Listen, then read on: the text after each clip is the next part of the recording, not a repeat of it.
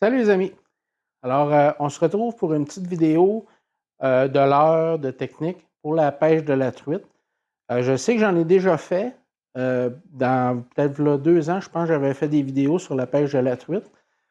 C'est quelque chose que je pratique personnellement, principalement en début de saison. Le reste de la saison, je pêche le chigan puis le brochet en majorité du temps. Parce que la pêche de la truite, c'est un petit peu, c'est très, très différent. Alors, c'est vraiment pas les mêmes leurres, c'est pas la même philosophie vraiment de pêche non plus. Alors, on pêche en général petit. Là, naturellement, je parle de la truite en ruisseau ou en petite rivière. Quand on pêche la truite grise, là, on parle de d'autres choses, là. Mais là, je parle vraiment quand on pêche du bord, la truite en petite rivière ou en ruisseau. Alors, la vidéo d'aujourd'hui, c'est vraiment là-dessus. Alors, truite mouchetée, truite arc-en-ciel, c'est pas mal ça, ici au Québec, qu'on prend. Truite brune, dans le sud du Québec. Truite brune qui est beaucoup plus difficile à prendre, ce que nos amis français appellent la fario. Alors, ici, c'est la truite brune, on appelle ça, c'est la même espèce de poisson. Alors, je passe tout de suite à l'équipement qu'on peut avoir, qui ne coûte pas trop cher pour la truite. Alors, premièrement, les sacs pour pêcher. Comme naturellement, on s'en va du bord, souvent dans le bois, sur le bord des ruisseaux, des petites rivières. On va marcher beaucoup dans le bois. Alors, on ne veut pas avoir un équipement qui est trop encombrant. Alors, le petit sac en bandoulière comme ça, qu'on peut glisser en arrière, ouvrir, prendre ce qu'on a besoin, on leur glisse en arrière. Alors, c'est jamais des jambes. Très pratique. Plusieurs compartiments de rangement. Moi, j'aime bien ça. On peut mettre des petites cases dedans, comme ça. Alors ça rentre très bien. On met nos petits leurres à truite là-dedans. On peut en mettre au moins 2 ou 3 comme ça dedans si on veut. Encore là, on ne veut pas se ramasser avec un sac qui pèse 12 livres. Là. On met le minimum. Petit sac. On s'emmène toujours une roulette de fil. Moi, pour la petite truite comme ça, je privilégie le nylon. Contrairement à toutes les autres sortes de pêche que je fais. Pour la truite, je mets du nylon. 4 livres, 6 livres, c'est en masse. C'est très peu visible dans l'eau. Ça se répare facilement. C'est facile de faire des nœuds. On entraîne un petit rouleau comme ça dans notre sac pour faire des réparations. Très facile. Petite canne à pêche. Ici, j'ai une Caperlan que j'utilise en passant depuis l'an passé. Je l'aime vraiment beaucoup. Je l'ai sorti plein de poissons avec. Vous avez pu voir dans mes vidéos. J'ai finalement changé 3 fois le fil qui était dessus. J'ai commencé avec du nylon. Après ça, j'ai rapetissé. Après ça, là, j'ai mis du nylon. J'avais mis de la tresse, excusez, au début. Là, j'ai mis du nylon de 6 livres dessus avec mon petit moulinet ici. Comme ça, c'est numéro 1. J'ai pris des beaux achigans, même des brochets avec mon nylon de 6 livres, puis ça n'a pas cassé. Alors, c'est surprenant comment ça a de l'endurance malgré tout, là, parce que le nylon, ça étire. Ça fait que ça... Et avec une petite canne comme ça, qui est quand même une canne qui est assez rapide, euh, assez sensible. Alors, même avec un nylon, je sens bien les touches. Ça va très bien. Alors, ça, pour la truite, une canne de 6 pieds dans les petites rivières, les ruisseaux, je pense que 6 pieds, c'est pas mal le maximum. On ne veut pas s'encombrer d'une trop grosse canne. Moi, pendant longtemps, j'avais une canne télescopique pour ce genre de pêche-là. Je pêchais avec une canne télescopique que j'ai encore d'ailleurs. J'aimais ça.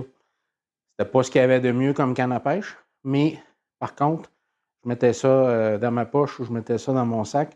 Je pouvais marcher, j'avais pas de grande canne dans les jambes qui accrochait les branches et tout ça. Alors, c'est un choix qu'on fait.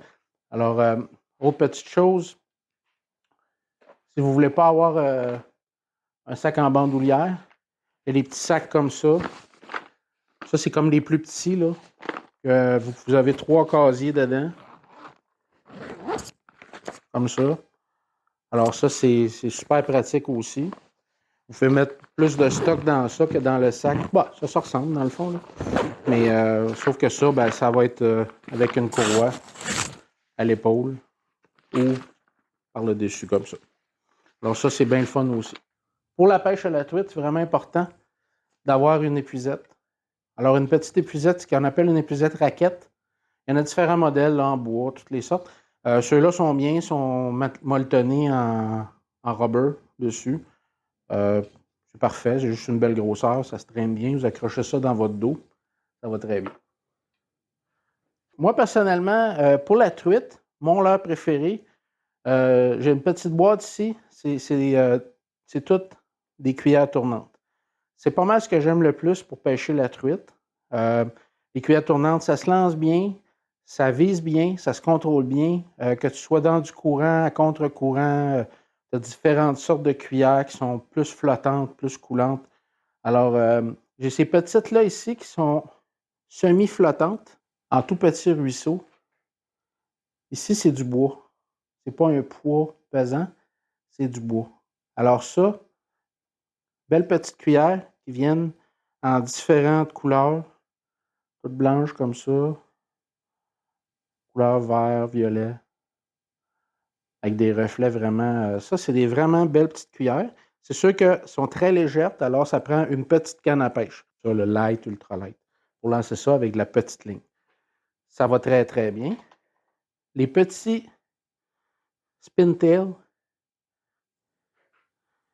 comme ça, qui sont beaucoup utilisés pour la pêche sur la glace. Mais moi, je vous le dis, là, pour la truite, dans les rivières, si vous avez un petit peu plus d'eau, on s'entend que c'est un poids, ça coule. Mais si des fois, dans le courant, si vous avez une petite fosse, quelque chose, ça attire beaucoup les truites. La cuillère est tout petite, alors ça ne leur fait pas peur.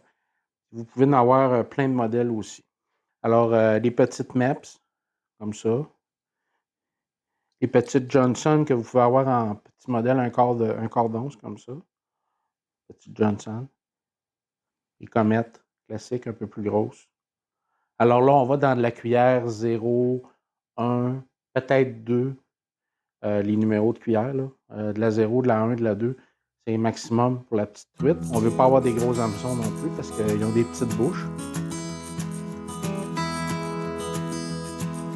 Ici, vous allez trouver facilement du Rapala, qui est comme une marque très, très facile d'accès et qui n'est pas trop chère. Ici, malgré que les petits coûtent souvent plus cher que les gros. Alors, petit Rapala original, qui est flottant. Ici, moi, j'ai fait venir d'AliExpress, là. Alors, des petits... Ça, c'est une copie d'un duo Ryoki.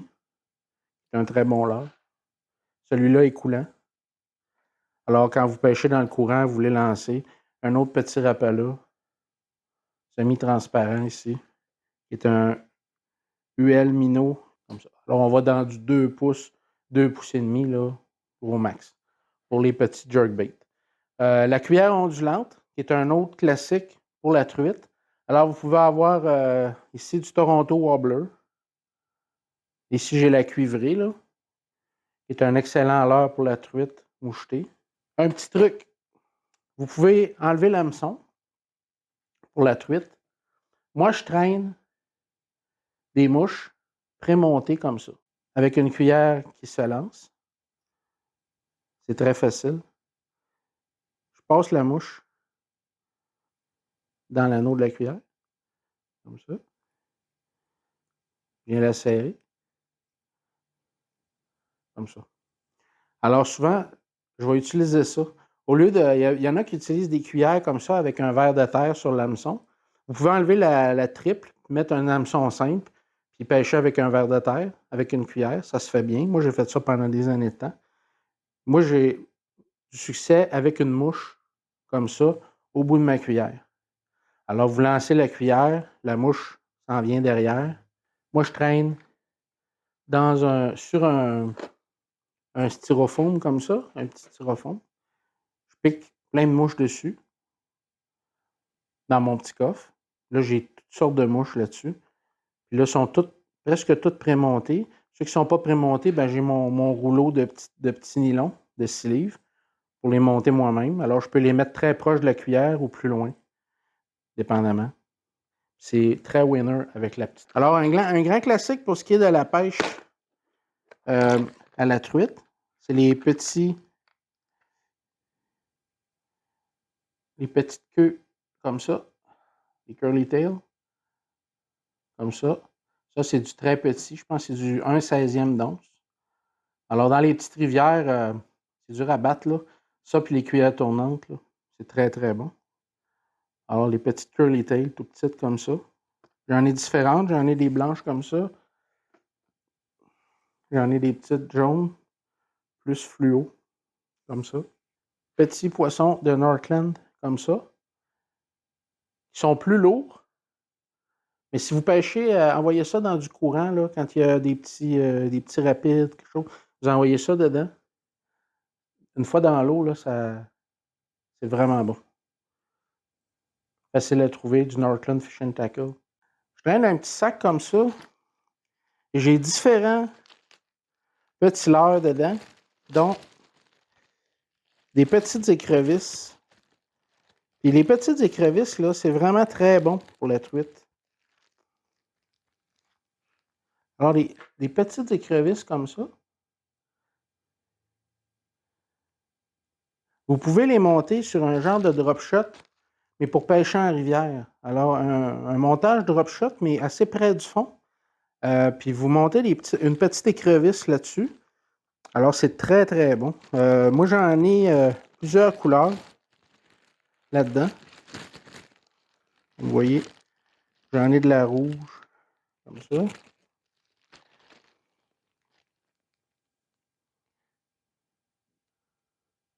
Alors, c'est surprenant. Vous mettez ça sur un drop shot ou même sur juste un hameçon avec 2-3 petits plombs. 2 plombs, un ou même un plomb un petit peu plus haut sur la ligne. Puis vous l'envoyez, puis vous la laissez tomber au fond. Puis là, elle va se ballotter dans l'eau comme ça parce que le plomb est sur la ligne avant. Alors, avec le courant, l'écrevisse va se ballotter comme ça dans l'eau. Puis c'est vraiment attirant pour les poissons. Alors, moi, j'entraîne. Comme elles sont tout petites, je les mets dans un sac pour ne pas les perdre. Il ne faut pas qu'elles sèchent non plus parce qu'on veut qu'ils gardent leur souplesse. Alors, je les laisse dans un sac fermé. Alors, ça, c'est une petite chose vraiment de base. On s'entend qu'il n'y a rien de super techno dans ce que je viens de vous montrer là. Mais la pêche à la truite, à la base, c'est très simple. La petite truite, là. Alors, c'est une des premières pêches que j'ai faites quand j'étais jeune. Au Saguenay, c'était ça qui était accessible. Alors, j'en ai pêché énormément quand j'étais jeune. Moi, je pêchais ça au ver de terre, là, puis j'en prenais plein. Alors, j'espère que vous allez avoir du plaisir avec la pêche à la truite cette année. Dépendamment des régions, ça ouvre à des dates différentes. Ici, dans la région de Montréal, il n'y a pas beaucoup de truites, on s'entend. Dans le sud du Québec. Alors, il y a un peu de truite brune qu'on peut prendre sur la rivière Châteauguay, entre autres, dans les Laurentides. Et là, les Laurentides, là, ça change de zone. Dès que tu montes un petit peu en haut de Saint-Jérôme, ça change de zone. Alors, c'est plus la zone 8. Alors, il faut vérifier les dates. Alors, je vous souhaite bon printemps. Ça commence tranquillement. La première pêche qu'on peut faire, c'est la truite. Alors, j'espère que vous allez avoir du plaisir. Amenez-vous un petit lunch. Puis, même si on ne prend pas énormément de poissons, c'est le fun d'aller dans le bois pareil. C'est nos premières sorties dans le bois de l'année. Je vous souhaite bonne pêche et à la prochaine.